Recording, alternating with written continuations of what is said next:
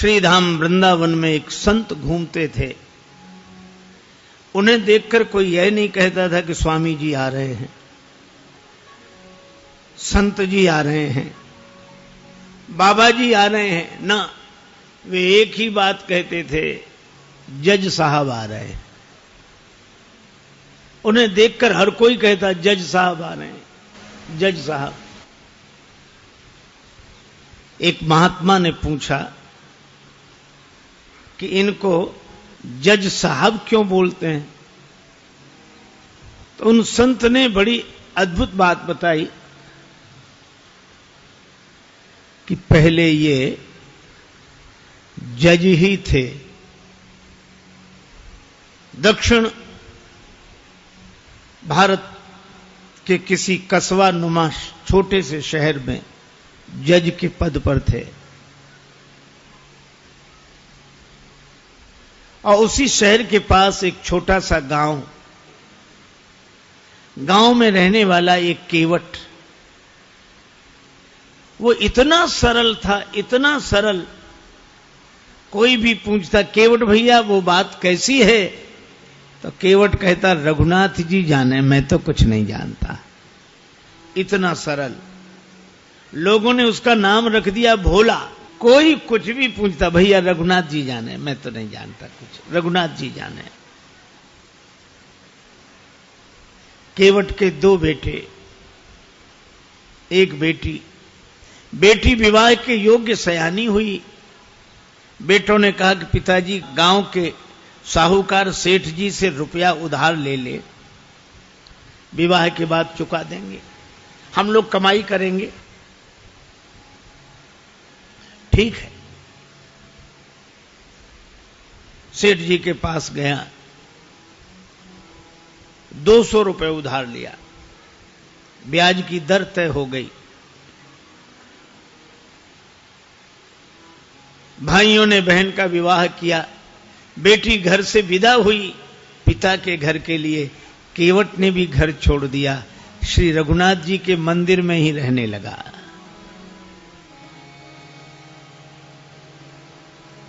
बस उसको तो रघुनाथ जी ही सब कुछ।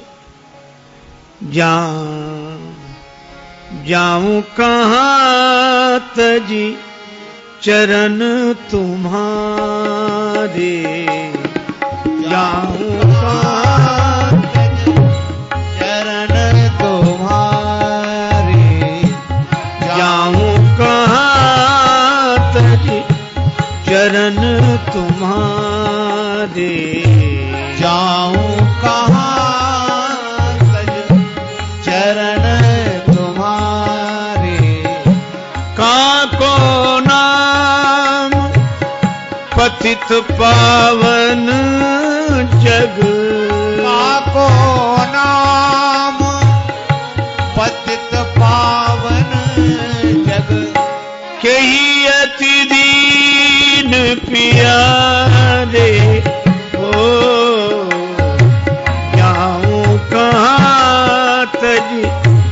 चरण तुम्हारे, जाऊं कहां तज चरण तुम्हारे, जाऊं कहां तज चरण तुम्हारे। मंदिर में रहता, झाड़ू लगाता, रघुनाथ जी का दर्शन करता, आनंदित रहता। बेटों ने कमाई की, पैसा केवट को लाकर दिया, पिताजी जिनसे उधार लिया है वापिस करें। केवट गया, सेठ जी को रुपया वापिस दिया, ब्याज दिया, सेठ जी ने रसीद लिख ली, हिसाब किताब चुकता, पाई पाई से पैसा प्राप्त। केवट को दी रसीद, पढ़ो क्या लिखा है। केवट बोला मैं कुछ नहीं जानता, रघुनाथ जी जाने।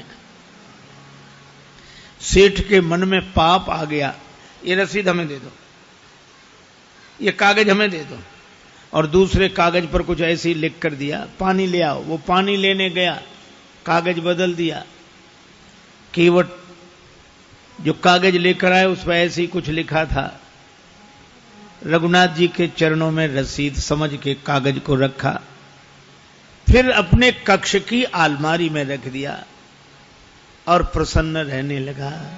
सिर पर सीताराम फिकर फिर क्या करना, सिर पर सीताराम फिकर फिर क्या करना, क्या करना क्या करना, फिकर फिर क्या करना, क्या करना क्या करना, फिकर फिर क्या करना। सिर पर सीताराम फिकर फिर क्या करना, सिर पर सीताराम फिकर फिर क्या करना। तेरे बिगड़े बनेंगे काम फिकर फिर क्या करना, फिर बिगड़े बनेंगे काम फिकर फिर क्या करना। पितु रघुवर श्री जानकी मैया, पितु रघुवर श्री जानकी मैया, फिर क्यों परेशान हो भैया, फिर क्यों परेशान हो भैया। कटेंगे कष्ट तमाम फिकर फिर क्या करना, तेरे कटेंगे कष्ट तमाम फिकर फिर क्या करना। सिर पर सीताराम फिकर फिर क्या करना, सिर पर सीताराम फिकर फिर क्या करना। इसी भाव में रहता केवट ने भगवान के भरोसे सब छोड़ दिया था और सेठ जी ने केवट के विरुद्ध मुकदमा कर दिया और मुकदमा इन्हीं जज साहब की अदालत में आया, इन्हीं जज साहब के।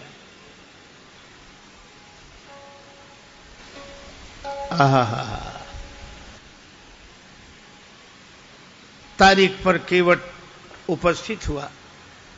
जज साहब ने कहा, केवट तुमने सेठ जी से रुपया उधार लिया था? हाँ हुजूर, लिया था।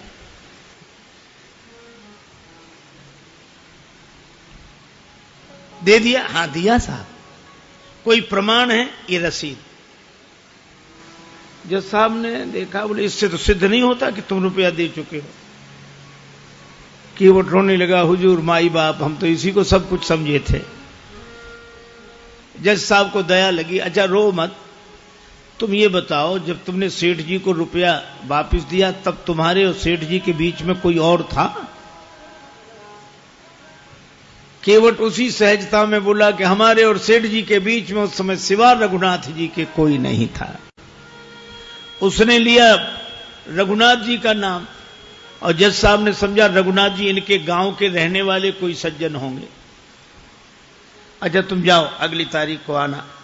जज साहब ने अपने खर्चे से सम्मन जारी कर दिया रघुनाथ जी के नाम। अब चपरासी पूरे गांव में घूमे। मजे की बात, रघुनाथ जी नाम का कोई आदमी नहीं था वहां। किसी ने कहा रघुनाथ जी का मंदिर जरूर है। चपरासी बोला वही बताओ। मंदिर पर गया, पुजारी जी बाहर बैठे सीताराम सीताराम सीताराम सीताराम सीताराम कर रहे थे और जो चपरासी ने देखा, पुजारी जी से बोला रघुनाथ जी का मंदिर यही है? पुजारी जी बोले हाँ। तो ले लो। अब पुजारी जी ने जो देखा कि सम्मन, मन में सोचने लगे जब भगवान ने मंगा ही लिया है तो हम वापस काहे को करें। हस्ताक्षर पुजारी जी ने कर दिए। चपरासी समझा कि यही रघुनाथ जी हैं और सम्मन रघुनाथ जी के चरणों में रखते हुए पुजारी जी ने कहा कि वाह प्रभु क्या लीला है, भक्त जो न कराएं सो थोड़ा। आपके लिए मुकुट कई बार आया, पोशाक कई बार आई, हार कई बार आए, अरे पैजनी करधनी कई बार आई होगी, लेकिन सम्मन पहली ही बार आया होगा।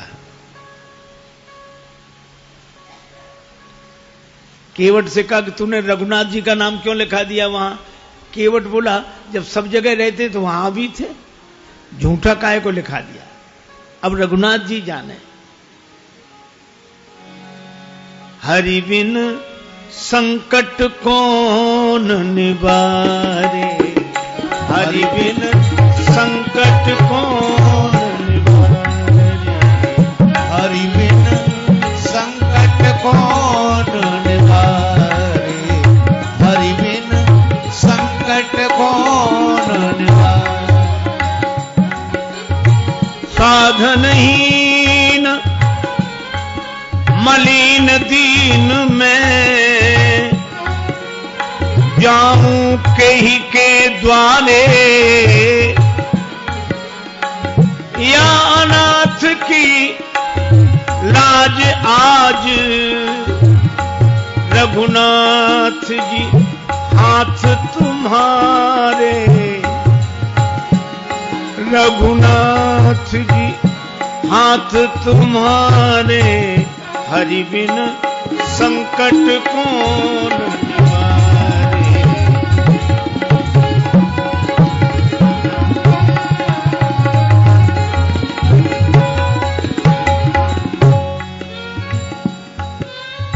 एक ही भरोसा जाएगी लाज तुम्हारे जाएगी लाज तुम्हारे नाथ मेरो कहा बिगड़े गो जाएगी लाज तुम्हारे।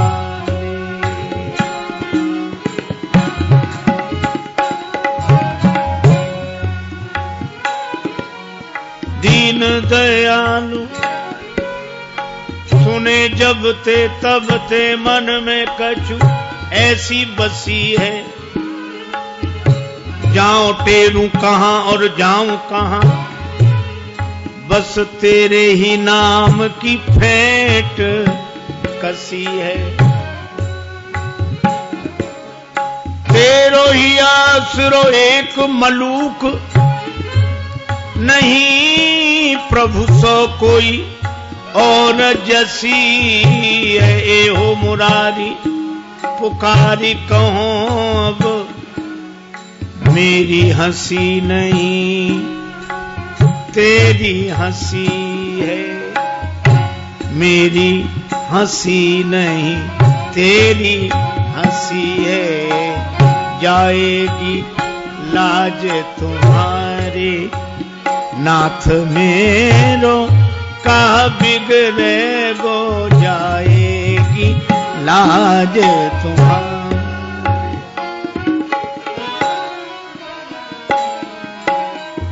वह निश्चिंत रहता। अब राम जी जाने मंदिर में झाड़ू लगाए तो रघुनाथ जी की तरफ देखे, बर्तन मांजे तो रघुनाथ जी की तरफ देखे। जीवन ऐसा बस राम जी के चरणों में समर्पित। तारीख के एक दिन पहले पुजारी जी ने कहा केवट तुम जाओ अदालत में ताकि समय से पहुंच जाओ। अब रही रघुनाथ जी के मन की तो रघुनाथ जी जाने।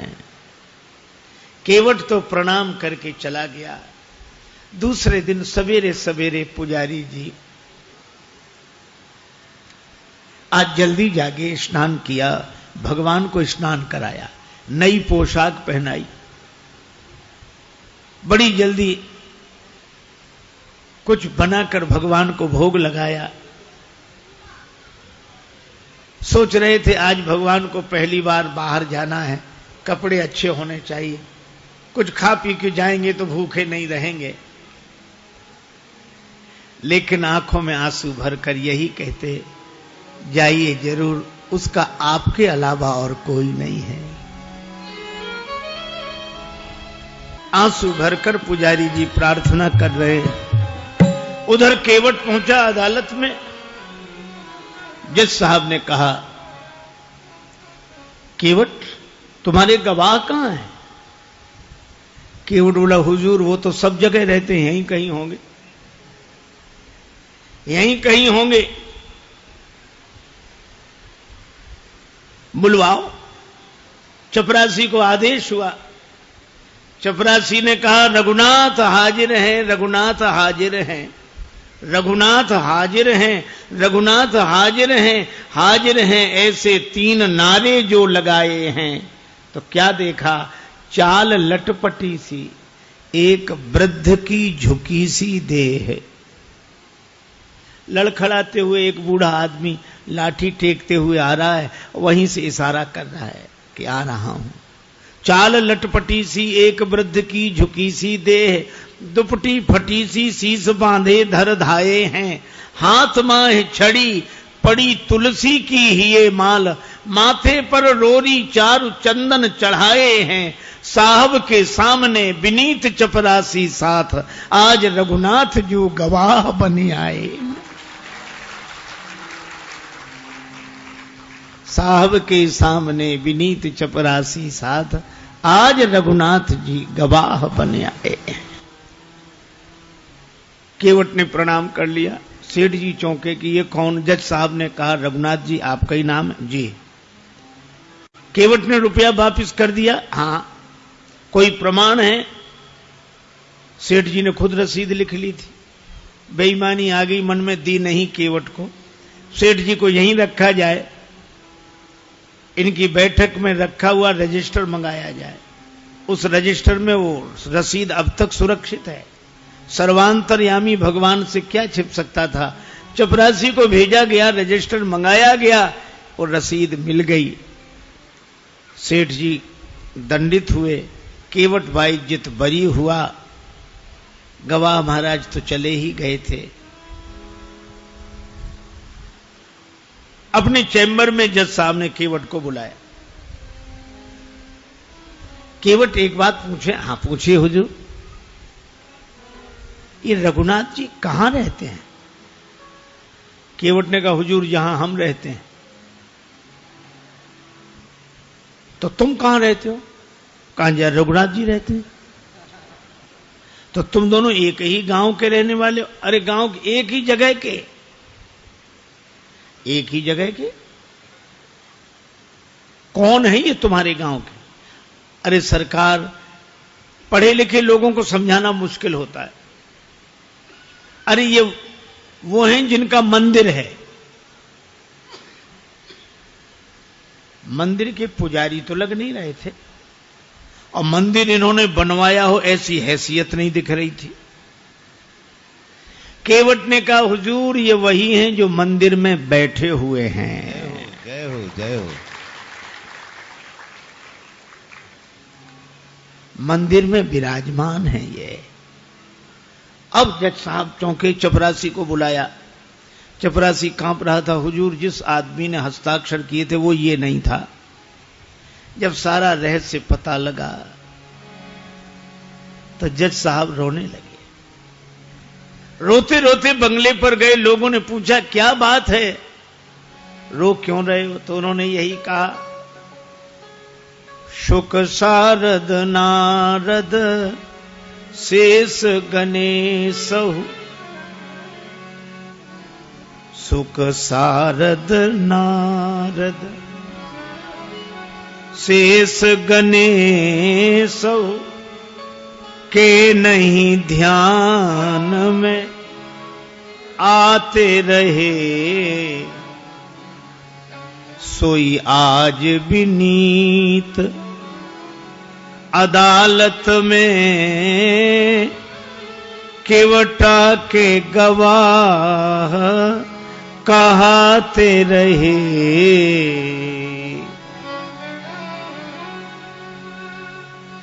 जो शुक सनकादिक के ध्यान में नहीं आए वे भगवान आज केवट की गवाही देते रहे। तो किसी ने कहा कि आप रोते क्यों हैं, खुश होना चाहिए। और गए तो दुख क्या, वे तो जाते ही। सुख धोखे दर्श दिए को भयो, दुख नाहिन जो तज जाते रहे। दुख तो केवल एक बात का है, बड़ी बेअदबी हो गई आज उनके विरुद्ध। कुर्सी पे बना, कुर्सी पे बना जज बैठा रहा, जगदीश खड़े समझाते रहे। कुर्सी पे, मैं कुर्सी पर जज बना बैठा रहा, और जिनकी अदालत में एक दिन सबको उपस्थित होना पड़ेगा वे भगवान खड़े खड़े गवाही देते रहे। ऐसा भाव भरा रोते रहे, पद से इस्तीफा दे दिया, साधु बनकर वृंदावन आ गए। वृंदावन आकर भी भगवान के मंदिर के अंदर नहीं जाते थे, सड़क पर बाहर से ही धूल माथे पर चढ़ा लेते। क्यों? यही सोचते थे, आ तो गया हूं मगर जानता हूं तेरे दर पे आने के काबिल नहीं हूं। आ तो गया हूं मगर जानता हूं तेरे दर पे आने के काबिल नहीं हूं। आ तो गया हूं मगर जानता हूं तेरे दर पे आने के काबिल नहीं हूं। तेरी मेहरबानी कहे बोझ इतना जिसे मैं उठाने के काबिल नहीं हूं। तेरी मेहरबानी कहे बोझ इतना जिसे मैं उठाने के काबिल नहीं हूं। आ तो गया हूं मगर जानता जमाने की चाहत ने मुझको भुलाया, तेरा नाम मेरी जबां पे न आया। खतावार हूं मैं, गुनाहगार हूं मैं, खतावार हूं मैं, गुनाहगार हूं मैं। तुझे मुंह दिखाने के काबिल नहीं हूं। तुझे मुंह दिखाने के काबिल नहीं हूं। आ तो गया हूं मगर जानता तेरे माना की दाता हो तुम कुल जहां के, मगर कैसे दामन में फैलाऊं आके। जो अब तक दिया है वही कम नहीं है। जो अब तक दिया है वही कम नहीं है। कर्जा चुकाने के काबिल नहीं हूं। ये कर्जा चुकाने के काबिल नहीं हूं।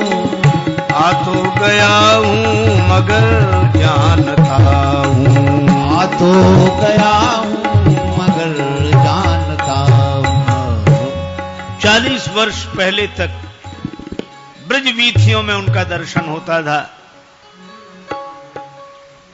ये सत्य